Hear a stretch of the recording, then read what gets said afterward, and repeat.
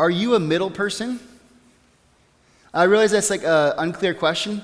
That's because there's lots of different kind of middle people. The first thing that comes to mind for me is maybe you're a middle sibling.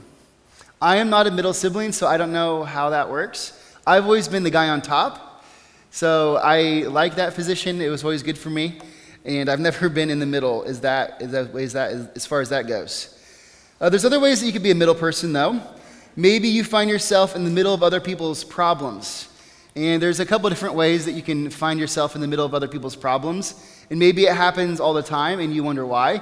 It might be because you're a very kind, caring person and you notice people and you try to help. Also, there's other kinds of people who find themselves in the middle of problems for less good reasons. But I trust for everyone here, we care about people. If we're in the middle of problems, it's because we're trying to help. So maybe you're a middleman in that way, or a middle person. Maybe you're a middle person because you're in middle management, or you were, or you have been in the past. You've had people above you and people below you in your company, and you're sort of the person who takes the message from the top down to the bottom and then lets everyone at the top kind of know what's going on the ground. You represent both groups to the other. And then there's the people who are in the middle of a negotiation or some other sort of representation. Maybe you've had been in the middle of negotiating a deal for somebody on their behalf. Maybe you have been in the middle of some sort of mediation where you've had to help mediate between parties. Middle people are all over. And here's the thing. Did you know that Moses was a middle sort of person? He was in the middle, helping. And we're going to talk about that today. So I don't want to give away too much too early. But Moses was a middle person. And so if you're going to take out your Bibles, we're going to continue the story of Israel's escape from Egypt, or their release from Egypt. And today we're looking at Exodus chapter 19 and 7 through 25, and then a little bit of 20. Chapter 19 and a little bit of chapter 20.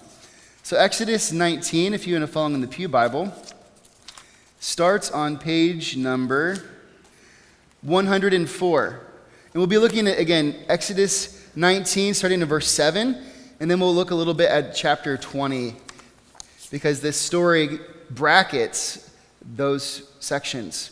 And so if we start with 19, this is how this story opens up. Is we're going to see that Moses is a middleman in some way. So Moses went back and summoned the elders of the people and set before them all the words the Lord had commanded him to speak.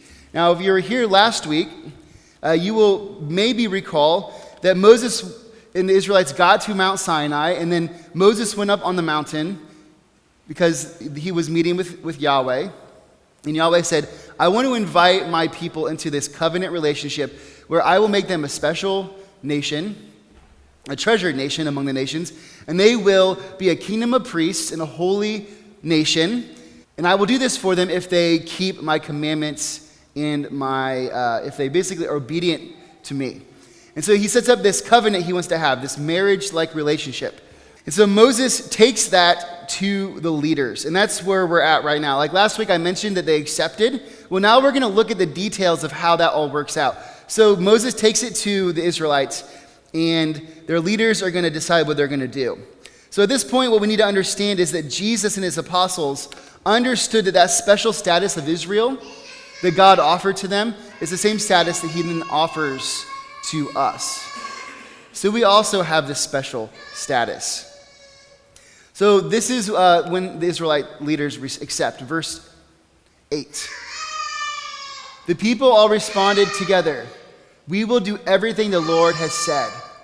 So Moses brought their answer back to the Lord. So they asked, and Moses said, yes, the people want to be in this special relationship with you. Now we're going to talk about the terms of this contract later. Specifically next week, we're going to look at some of the commands that they're going to have to be asked to follow. That's the 10 Commandments. We have them on the wall here. So a little sneak peek for next week. Next week we talk about the commands. But this week we're talking about the agreement that Israel is making with Yahweh.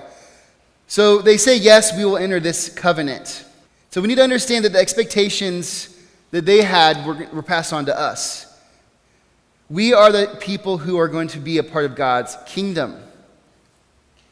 And this is why we're asked to live a certain type of life. And again, next week, the Ten Commandments, we're going to talk all about this life that we're supposed to live. But we see right here that Israel's invitation becomes our invitation. And when we do this, when we live this kind of life, we begin to see the world differently. And so this is what the Israelites were invited into. So they accept the offer, and now we move into the process where they're going to have to basically enter into this agreement.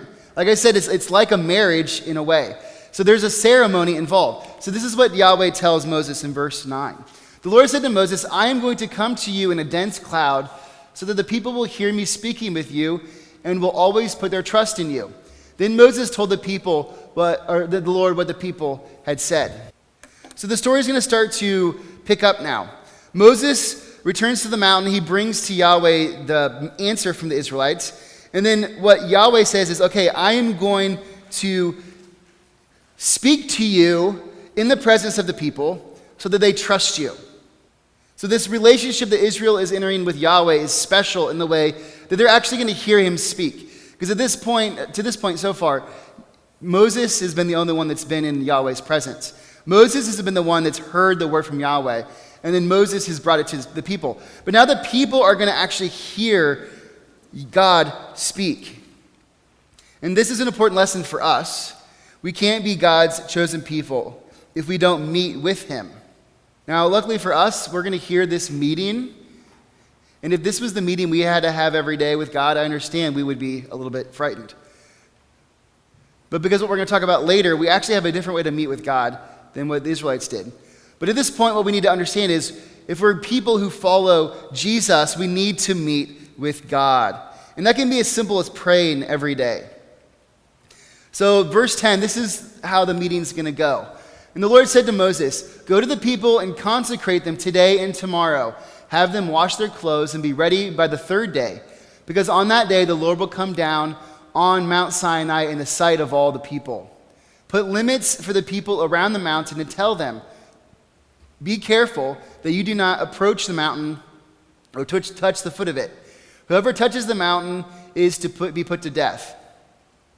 They are to be stoned or shot with arrows. Not a hand is to be laid on them. No person or animal shall be permitted to live. Only when the ram's horn sounds a long blast may they approach the mountain. And after he had gone down the mountain to the people, he consecrated them and they washed their clothes. Now this line right here, may they approach the mountain, is full of controversy. And we're going to talk about that here in a minute. But let's just go through a couple of these things. First of all, Yahweh tells Moses that the people need to get prepared. And that involves bathing and washing their clothes. We all understand if you're going to an important dinner or meeting, you look nice. But these people live in the desert. There's not a lot of water around. They're there because Yahweh brought them. You might want to know, why is it it's so important that they clean up? He's been with them the whole time in the cloud. The fire at night and the cloud at day. They've been following him. But now he's going to come on the mountain and they can't just be the way they've been. Well, it's because when Yahweh comes on the mountain, his presence is coming. And if they're going to, and this is the question, if they're going to enter his presence on this mountain, in this special place, they need to be purified. And that's just sort of how it worked. When entering the presence in the ancient world, it didn't matter what kind of temple you were going into. You cleaned up, you wore nice clothing, you were pure.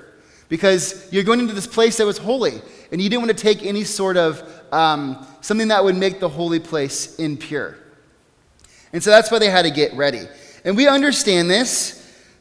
For those of you who grow up watching the show MASH, which I think a lot of people here have at least seen the show MASH, so much of that show is the doctors scrubbing and getting ready to go into the OR, and they're talking, right? And why is it that they're scrubbing all the way up their arms and then someone has to hold the coat and put it on them?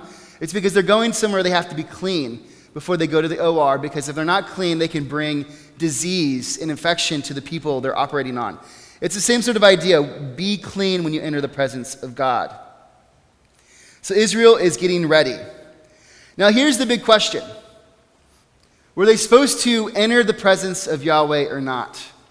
Now, I already told you that here in verse 13, that this last line, only when the ram's horn sounds a long blast, may they approach the mountain. Now the question here is the word approach, or is it actually they may go up to or up on the mountain? Because the Hebrew actually says up on the mountain. But if you look at a lot of English translations, they have up to or approach. As in, go up to that line, but don't cross the line. But it seems as if originally they were supposed to go up to the line and then they got to cross it after the ram's horn blew. So then the question becomes, okay, well then why is it that the NIV and so many English translations put it this way? Well, it's because of what's going to happen next. They're trying to make the text make sense for us, but actually what they do is they make it more confusing. But before we talk about all that, what we need to recognize is that you need to be prepared to go into God's presence. And I'm not saying that we need to wash. Part of what Jesus did is he made it that he's already made us pure. We don't need to clean ourselves. But we still have to prepare in other ways. If you are going to meet with God on a regular basis, you need to do more than just pray when your head hits the pillow. Now, I'm not saying that's a bad thing. It's a good thing if you lay down in bed to pray and have a conversation with God before you go to sleep. That's absolutely something I think is great to do. I've done that most of my life. But other than just that, I think we need to meet with him some other time. It's easy to lay in bed and to start praying, and all of a sudden before you know it, you're sleeping, just like that. You can't really have a proper meeting if that's the only time. You need to have another time to prepare, whether that's in the morning, sometime on your lunch break. If you think about it, if you've ever hosted a Thanksgiving meal, you don't just wake up and make a Thanksgiving meal, right? It takes lots of preparation. Make sure you have the food you need. Make sure that you have space for the people who are coming. Make sure that you have everything together. Maybe you have to start making something the day before. And if you're smoking your turkey, maybe it takes hours. I don't know. I've never done that. I know smoking often takes a long time. I don't know. Do people smoke turkeys? I know these days people like to boil or fry them, right? Whatever the preparation is, you need to be ready. It's the same when we meet with God. We've got to put in the effort and the thought to meet with him. So Israel had to prepare for 2 days. And on that third day, the cloud was going to come. And when the cloud came, this is what happened. In verse 16, this is what happens. On the morning of the third day, there was thunder and lightning, with a thick cloud over the mountain and a very loud trumpet blast. Everyone in the camp trembled. Then Moses led the people out of the camp to meet with God, and they stood on the foot of the mountain. Mount Sinai was covered with smoke because the Lord descended on it in fire. The smoke billowed up like smoke from a furnace, and the whole mountain trembled violently. As the sound of the trumpet grew louder and louder, Moses spoke, and the voice of God answered him. So God speaks, and the people hear. So on this third day, he comes to the mountain, smoke fills the air, and he says, or Moses speaks to Yahweh, and then he speaks back. All right, now what's interesting is, when we go to verse 20 here, we're going to see, okay, wait, he speaks, but why doesn't he actually tell us what's spoken? Look, verse 20. The Lord descended to the top of the mountain and called Moses to the top of the mountain. So if you're like, wait a minute, is this a replay of what we just read? The answer is yes, this is actually a replay of what happened.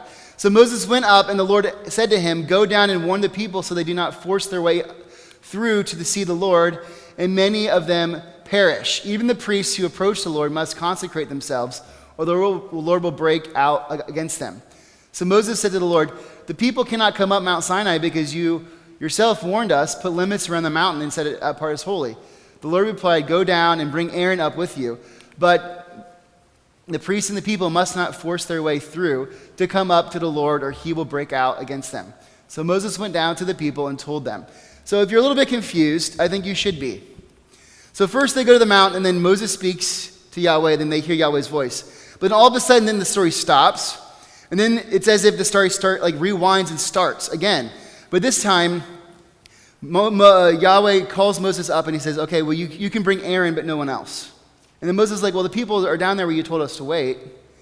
And then Moses brings Aaron, and they meet with him. So if you are confused, you should be.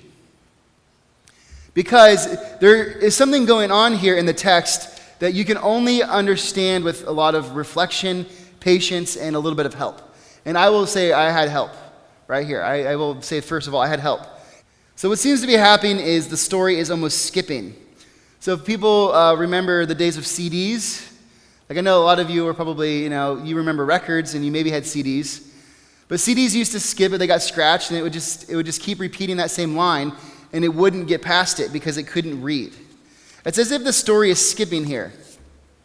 Now, if that doesn't confuse you, this is the end of chapter 19. Now, this is the beginning of verse 20, or chapter 20. So verse 20, it says this, and God spoke all these words. So all of a sudden, we hear what God spoke. And then this is the Ten Commandments we're going to look at next week. So they go to the mountain, Yahweh speaks to Moses, and now we get the words he speaks. But then in 19, it's a replay of the story, and that time Moses goes up with Aaron and they meet with Yahweh.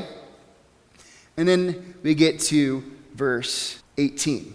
So we're skipping the Ten Commandments, and this is what happens after it. When the people saw the thunder and lightning and heard the trumpet and saw the mountain and the smoke, they trembled with fear.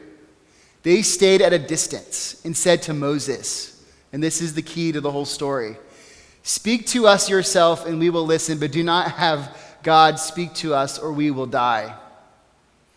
Moses said to the people, do not be afraid. God has come to test you so that the fear of God will be with you to keep you from sinning.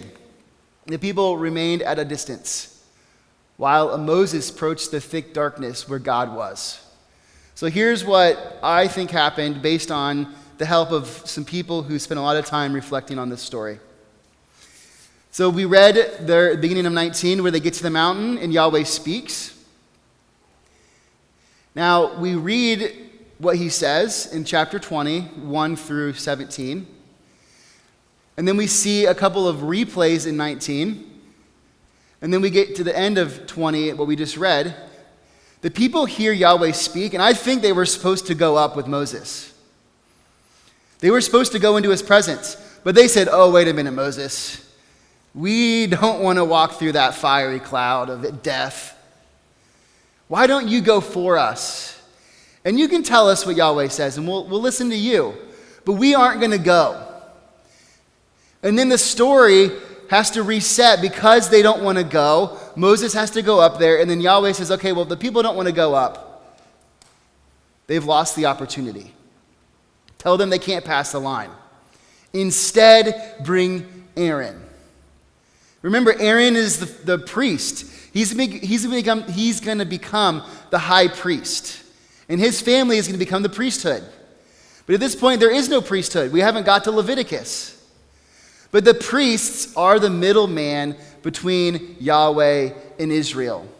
They go into God's presence in the Holy of Holies. They care for that presence. They sacrifice on behalf of the people. But this is the question. Was that the way it was supposed to be? Was Israel invited into God's presence and they said no? I think that's what the story is inviting us to realize. The people didn't want to go. And so Moses went on their behalf. Moses becomes the middleman, the person in the middle between Yahweh and Israel. He enters God's presence, he receives the covenant, and he brings it to the people. But Yahweh wanted to give it to the people. He was making this special relationship with them. But they did not want to go in his presence because they were scared after they heard his voice and they saw that thunder and lightning. And they realized they were going to walk through this cloud of fiery death. And only Moses would go through the cloud. Only Moses would walk through what would appear to be certain death into the presence of Yahweh. So the NIV and all the other translations, they want us to be able to figure out what's going on. And so that's why in 19, I don't have a way to ask them personally. I do have one of my old professors was on the committee who helped translate it.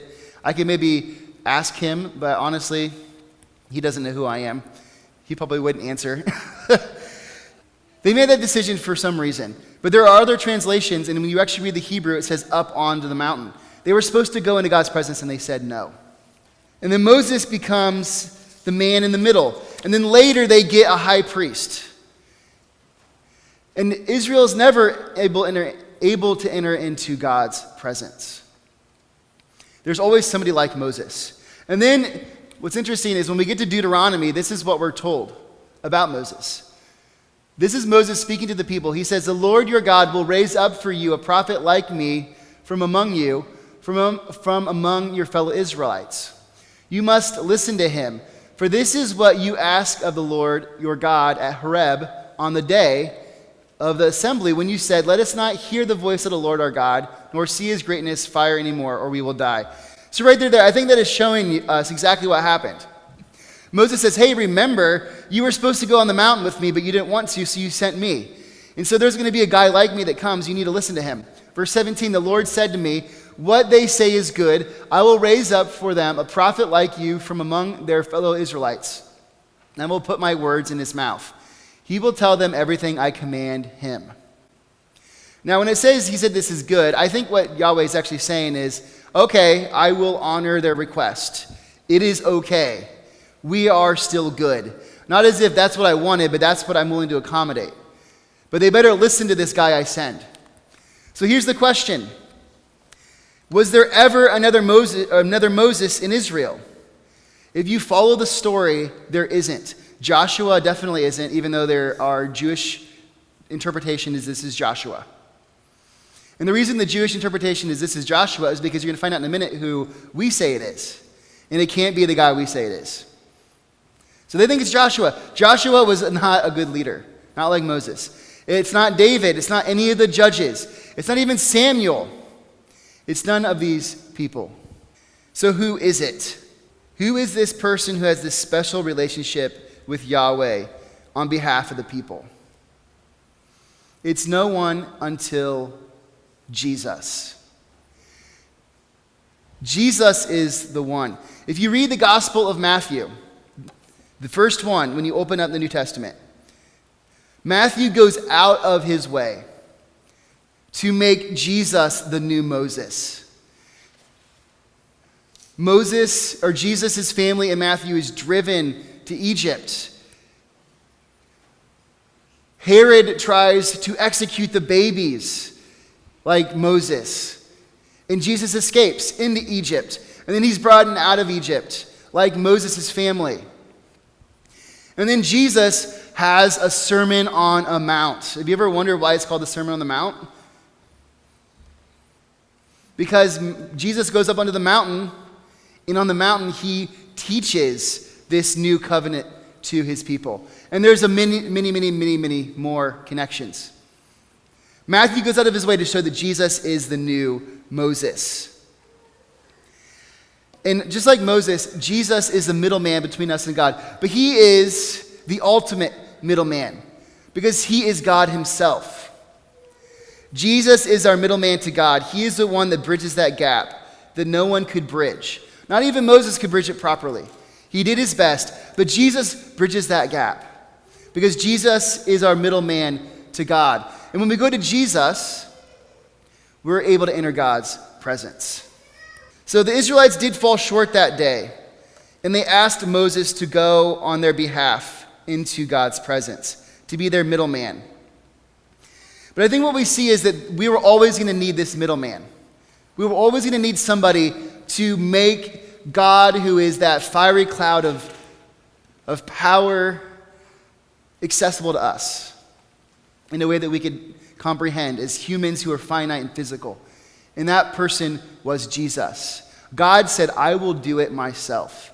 I will become one of you. And I will become the middleman." Jesus is our middleman to God. And so what this means is that we can meet with God when we meet with Jesus. Jesus has already made us holy and pure. He says, "If you accept me, my blood will cover you and make you holy." But he does say, "I'm going to show you how to live." He invites us to follow him into a new kind of life, into his kingdom. But he is that middleman. Jesus is our middleman.